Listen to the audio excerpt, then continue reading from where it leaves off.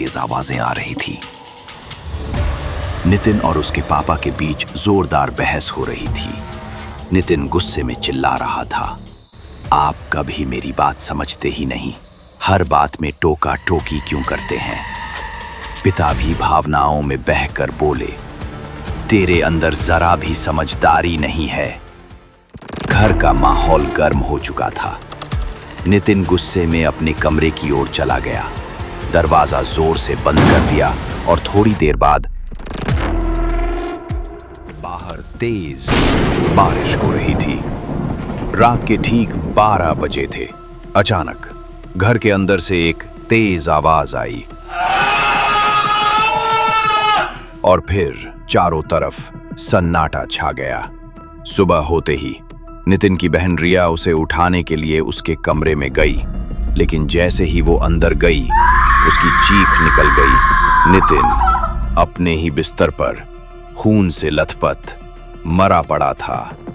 रिया घबरा गई। कांपते हुए तुरंत पुलिस को फोन किया। कुछ ही देर में पुलिस घर पहुंची और पूरे घर की गहराई से तलाशी शुरू कर दी।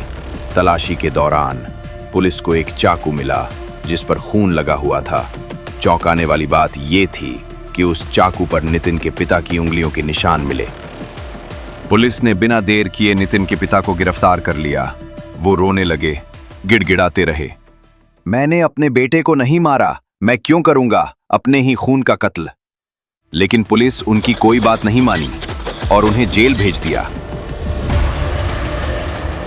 अगले दिन फिंगरप्रिंट रिपोर्ट आई जिसमें एक और सच्चाई सामने आई।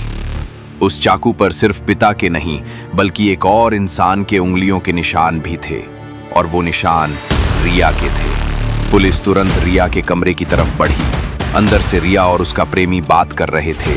रिया की आवाज साफ सुनाई दी, अच्छा हुआ मैंने अपने भाई को मार डाला और सारा इल्जाम पापा पर डाल दिया। अब हम दोनों खुशी से जिंदगी जिएंगे। पुलिस ने सब सुन लिया और दोनों को तुरंत गिरफ्तार कर लिया। जेल में नितिन के पिता रिया से मिलने आए। उन्होंने रिया को एक थप्पड़ मारा और कहा, तूने ऐसा क्यों किया? मैं तेरा बाप हूं और तूने मेरे बेटे को मार डाला। रिया की आंखों से आंसू बहने लगे। उसने कांपती आवाज में कहा, उस दिन मैं और मेरा प्रेमी थिएटर में फिल्म देखने गए थे। भैया ने हमें देख लिया।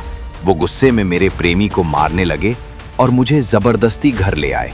मुझे डर था कि भैया हमें अलग कर देंगे, इसलिए उस रात मैंने चुपचाप उनके कमरे में जाकर चाकू से उनका गला काट दिया। फिर वो चाकू पापा के कमरे में रखा और उनके हाथों से छुआ दिया ताकि सारा इल्जाम उन पर जाए।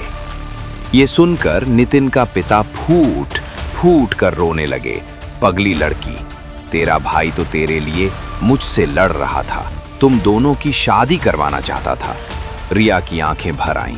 वो पापा के पैरों में गिर पड़ी और रोते हुए माफी मांगने लगी। एक ही रात में 2 खून हुए। एक बेटे की जान गई, एक बाप ने बेगुनाही की सजा पाई और एक बहन कातिल निकली।